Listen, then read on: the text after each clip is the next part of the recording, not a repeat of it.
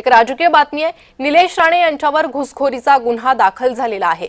निलेश राणे परवानगीशिवाय घरात घुसल्याचा केनवडेकरांनी आरोप केलेला आहे। केनवडेकरांच्या घरी निलेश राणेंनी छापेमारी केली होती आणि त्याच संदर्भात निलेश राणेंवर गुन्हा नोंदवण्यात आलाय। विजय केनवडेकरांचे आरोप राणेंनी मात्र फेटाळले।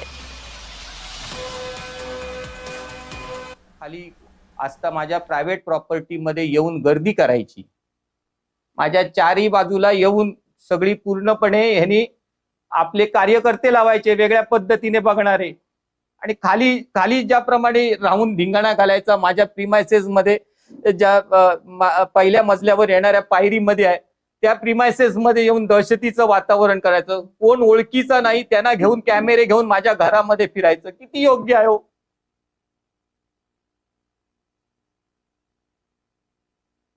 मी परवानगी मागून आत गेलो, यांनी दरवाजा उघडला, त्यांनी मला थांबवायला पाहिजे होतं, ते उलट म्हटले या, बसायलाही सांगितलं, मी बसलो नाही तो भाग वेगळा, मग अनधिकृत कसं? त्या एक नाही 2-3 वेळा मला बोलले आपण बसा आपण बसा, पण ज्या कारणासाठी मी गेलो होतो तिकडे बसणं काही बरोबर नाही, म्हणून मी बसलो देखील नाही।